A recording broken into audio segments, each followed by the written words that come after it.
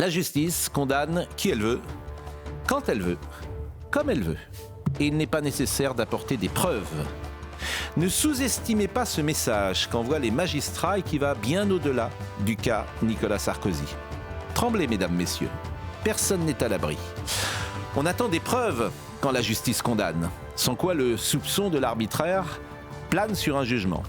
Depuis hier 13h, ce n'est plus un soupçon, c'est un sentiment qu'il fallait condamner Nicolas Sarkozy, quoi qu'il arrive. Afin de régler des comptes, afin aussi de justifier un travail de magistrat depuis des années. Vous imaginez une relaxe générale ? Mais alors quid de ces années passées à poursuivre l'ancien président de la République ? Il existe un esprit de corps, de solidarité parmi ces gens. Qui en douterait ?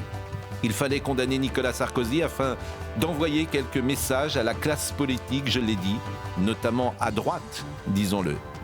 Nicolas Sarkozy est condamné à 5 ans de prison, non pas parce qu'il a commis des délits, mais parce que le tribunal suppose qu'il en a eu l'intention. C'est la deuxième fois qu'il est condamné selon ce principe.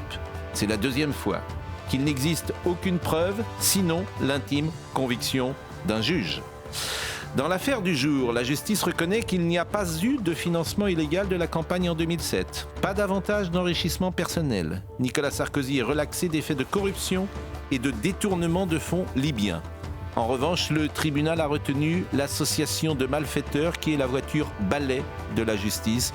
On y met un peu ce qu'on veut. Nicolas Sarkozy est condamné à 5 ans de prison avec exécution provisoire de la peine quand il y a quelques jours, des jeunes voyous ressortaient libres après avoir lynché un policier à Tourcoing. Ainsi va la justice française, désormais cohérente dans ses jugements, ses verdicts, implacable avec les dirigeants, laxiste avec les racailles. Méfiez-vous des juges, disait François Mitterrand, ils ont tué la monarchie, ils tueront la République.